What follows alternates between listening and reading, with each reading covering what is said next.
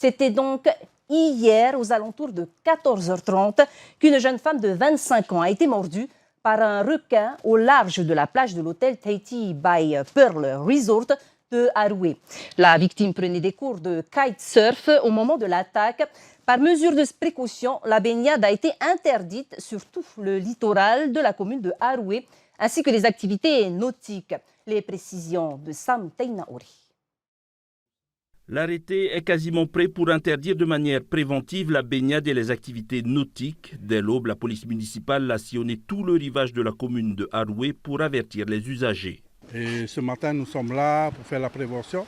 On invite les gens qui sont présents actuellement sur la plage à rentrer. On va fermer l'accès au public en attendant les agents des services techniques pour venir installer les pannes pour interdiction de baignade et d'activités nautiques.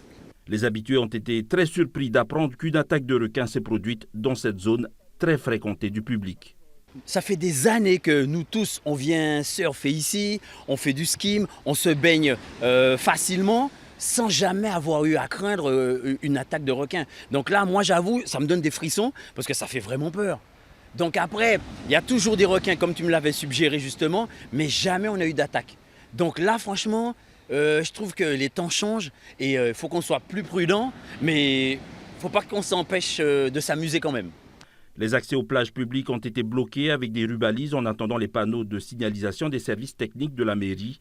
Pour certains pêcheurs de Haroué, l'augmentation du nombre de squales à proximité du rivage serait due à des clubs de plongée qui enfreignent délibérément l'interdiction de la pratique du shark feeding. Tous les matins, je pêche là-bas, vers les 7h, 8h, le bateau il arrive, il ramasse toutes les têtes, tous les déchets qu'il y a dans la coopérative de Haroué et viennent faire manger des requins là où il y a, ça s'appelle Waiki. Ils vont là-bas et ils font des plongées avec leurs clients, soi-disant, peut-être 7 000 francs par plongée, par tour. Je ne sais pas comment ça se passe leur histoire, mais je les vois souvent venir chercher des déchets là où il y a coopérative. Une enquête devrait être ouverte pour connaître les circonstances exactes de l'attaque de requin qui a conduit à la mutilation d'une jeune femme de 25 ans. Des spécialistes devraient être saisis pour savoir quand est-ce que les interdictions pourront être levées et avec quelles précautions. Et enfin, une enquête pourrait être ouverte pour savoir si oui ou non certains clubs de plongée pratiquent le shark feeding ou plutôt le shark chumming.